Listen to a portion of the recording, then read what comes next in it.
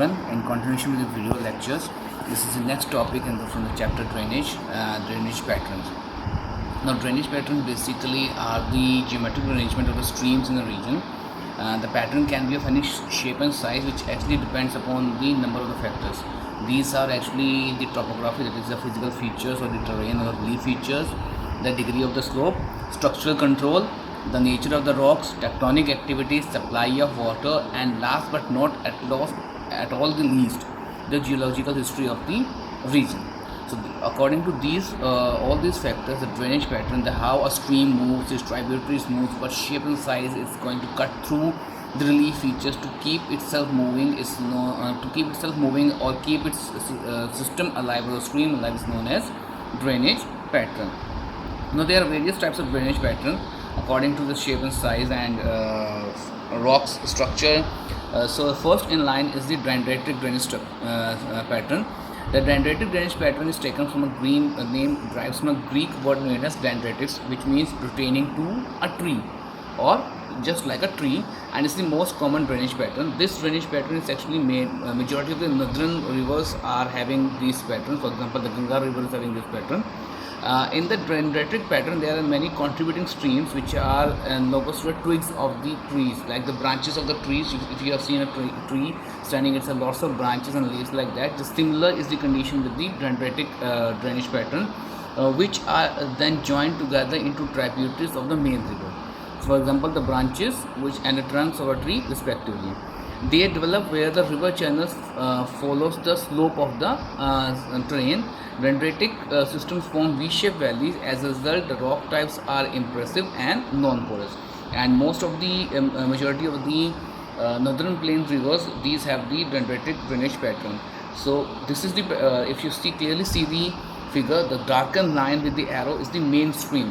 This is the main stream, and if you see all these other streams and tributaries, they join like twigs and branches to the trunk of the tree.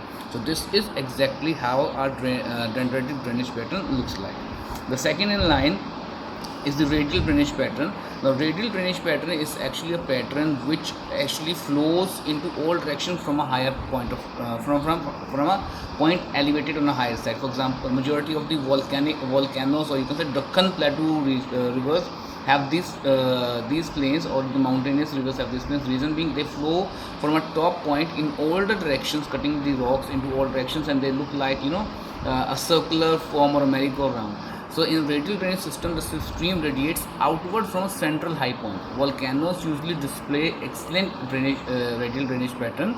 Other geological features which have radial drainage pattern commonly develop on domes and lithophilites. That is the on these features, the drainage may exhibit a radial pattern. So a good example of the radial drainage pattern is provided by the rivers originating from the Amarkantak mountains like Narmada, Son, Mahanadi, and from these are the examples, especially the Deccan River, Peninsular Plateau rivers. They all have these type of river pattern. Reason being because of the basaltic traps or the lithoids or the igneous rock formation, the dome formation which the Deccan Plateau, the Peninsular Plateau supports. So all the majority of the rivers, they have the radial drainage pattern. Next in line is the this is the figure of the drainage pattern. If you see the Dome Mountain, so it's flowing in all the directions. See, the red arrows is actually showing the flow. They are moving outwards.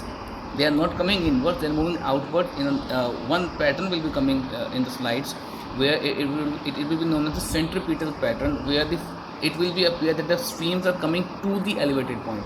So moving in line is the next one, and that is the trellis drainage pattern. Now, the trellis drainage pattern is similar to the common garden trellis used to grow vines. For example, if you have seen the grape orchards or grape gardens, you will see the parallel lines are there, and they are being joined with subsequent wires, so that it helps to help the vines to grow more frequently and freely.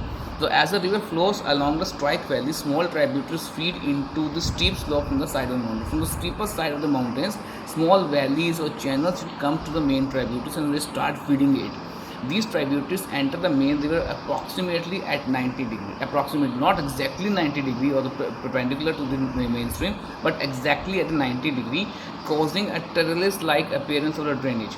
The trellis drainage is characteristic of the folded mountains. All the majority of the Himalayan mountains or the Appalachian mountains in North America, which are actually the folded mountains, they have this trellis drainage pattern. This is the main characteristics of these mountains.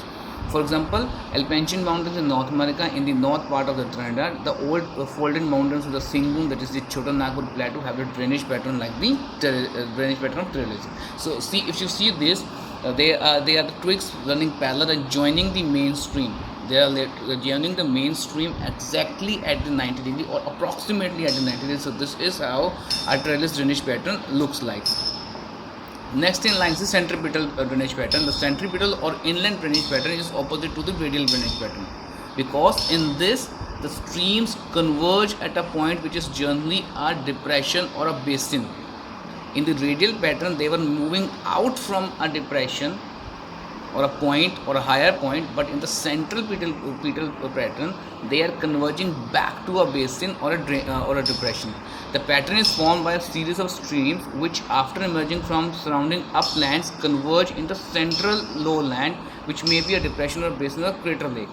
So again, this will be in the areas of the volcanic activities or where the seismic activities are more prone, especially you can say the Deccan Plateau regions of the area, or where the tectonic activities were so strong that they made depression even in the higher mountains. For example, the Kathmandu Valley of Nepal presents an excellent example of a central drainage pattern, wherein the tributaries of the stream of Bhagmati converge to a tectonically formed circular basin. The depression at the top of the Raigad Dome in Lower Chambal Basin has given birth to centripetal drainage. If you see the diagram, the streams are converging into a depression. They are not moving outward; they are coming inward to a depression which has been created due to tectonical movements or cutting or denudation, etc., whatever may be causes. But actually, they are coming back into a basin or a depression or a low crater zone. The next in line is the parallel drainage basin. The parallel drainage basin is a pattern in which rivers caused by steep slope with some relief feature. Because of the steep slope, the streams are swift and straight with very few tributaries and all flow in the same direction. So they look like they're parallel to each other, like the tracks of the railway, like the railway tracks. This system is formed on uniformly sloping surface. For example, rivers flowing southeast of the Adhair Mountains in Kenya. The parallel drainage patterns form where there is pronounced slope surface. A parallel pattern also develops in the region of elongated landforms such as outcropping resistance rock bands. The tributary streams tend to stretch out in the parallel-like fashion following the slope of the surface. A parallel pattern sometimes indicates the presence of a major fold that cut across an area of steeply folded bedrock. All forms of transitions can occur between parallel dendritic and trellis drainage pattern. And the final in line is the annual drainage pattern. The annual drainage pattern is also known as the circular pattern. Is formed when the tributaries of the major concerned stream or the major stream are developed in a form of a circle. When the stream's tributaries form themselves in a circle due to topographical features or other features, that is known as the annual drainage pattern. Such pattern is developed over a mature and dissected dome, a mature dissected form which has reached the pinnacle of its lifetime or a middle age of it is. That is characterized by a series of alternate bands of hard and soft rock. There will be hard rock, soft rock, hard rock, soft rock. There will be a series.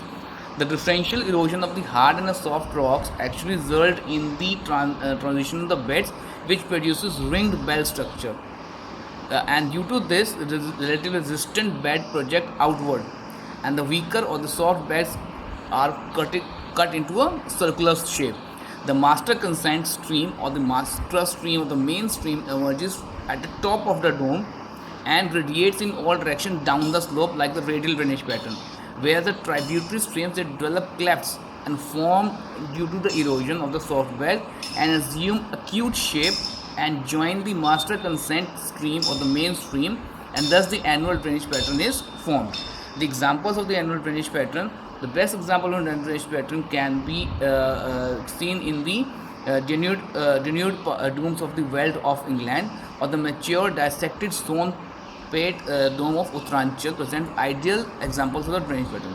One more thing with the annual drainage pattern is, at much later date, the tributaries of the circular subsequent or the secondary streams which join the radial consents are also developed, and thus the drainage pattern becomes a special case of trellis drainage pattern. So this is what annual drainage pattern looks like. With this, our today's topic is over.